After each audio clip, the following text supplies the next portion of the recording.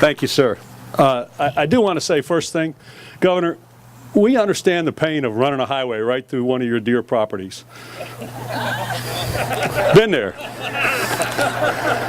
I want to thank you all for being here. My main role is to talk about what's going on. This is phase one.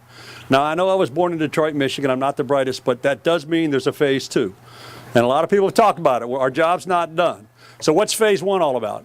Phase one, if you see around you, is moving 3 historic sites that are on the property now and becoming basically a village down in this end. This will be our education. You'll look, and right here is where the Arsenal House will go. Those of you that don't know, the Arsenal House is that small building up there that's falling down and put up with sticks and everything else. We will preserve that and move that right to this site. And that'll be for support programming of the center. The Davis House, again, which is the big building that's really falling down up there, that will be moved down here, and that's a crucial part. That'll house the digital education outreach facility and the state-of-the-arts distant learning. You heard it from our speakers, but that's a key element about what we're doing. If people can't come to Fayetteville as much as we want them here, they'll be able to access us over the internet. And it's not just for North Carolina students, it's people all over the world who are going to go online as they're being transferred back to Fort Bragg, and they'll say, where do I want to live? And they'll say, wow, Fayetteville is a progressive community that doesn't mind answering the tough questions. So Davis House will be right here. Over here is going to be the Culbreth House. And that'll be the Center for the Study of North Carolina Civil War and Reconstruction in North Carolina. And it's in a partnership with Fayetteville State, UNC Pembroke, and UNC Wilmington. Again, this is all about the education of the process. Right behind you, you'll see a picnic pavilion. That's going to be, all of our buses will park back here. The main center is that area up there in the front. If you didn't see it, that's the big taped off area. That's where the actual building will be. There's a model right here as you leave if you want to take a look, and it diagrams all this out. But the picnic pavilion will be right there where we'll have school groups and families. Along that side, right next to the ruins, and there still are ruins, is going to be a boardwalk where people can walk up close to the actual site of the arsenal and get a feel for it and actually see the ruins.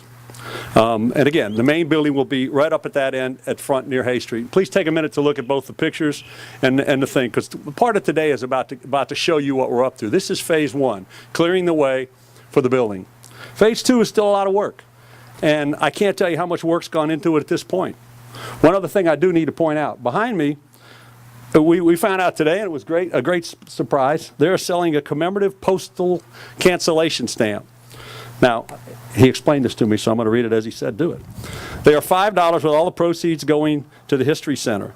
And the way this works is this. There's 300 of them there now.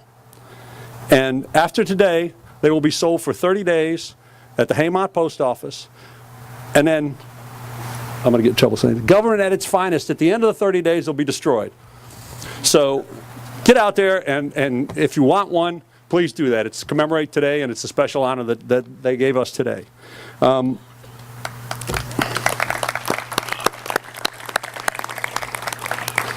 also want to point out that there's so many people to thank. You have to be careful at an event like this. It turns out to be like the Academy Awards, and you're just thanking your grandmother and everything else. But one group I do want to make a point is that the local board here stepped up and sponsored this event. So the money that you all have donated to the History Center is not going to this event. That was stepped up by the board, and I do appreciate your support on that. I had a whole bunch of stuff, but the great thing about going last is you can just mark off all those things that have already been said, and you can say that. I want to just talk about one thing, and really one word, courage. 6 years ago when I got involved in this, I thought, what? What are you kidding me? And it took a lot of courage for a lot of people to be involved in this process. It took courage for our local delegation to step forward. It took an incredible amount of courage for our state delegation to go in front of the whole other 100 counties and lobby on our behalf. It took unbelievable courage for you citizens who are here to take out of your own pocket and write checks because you believed in this cause. This community and this state has shown unbelievable courage. And we have to ask you to dig a little bit deeper on that courage part of it. It's not over. We will continue to raise funds. But I want to tell you, the last thing I want to talk about is a quote from Dr. Martin Luther King Jr. It says, "Courage is an inner resolution to go forward despite obstacles. Cowardice is submissive surrender to circumstances. Courage breeds creativity. Cowardice represents fear and is mastered by it. Cowardice asks the question, is it safe? Expediency asks the question, is it politic? Vanity asks the question, is it popular? But conscience asks the question, is it right? And there comes a time when we must take a position that is neither safe, nor politic, nor popular, but one must take it because it is right. I thank you all for your courage, and I thank you for doing the right thing. Enjoy it.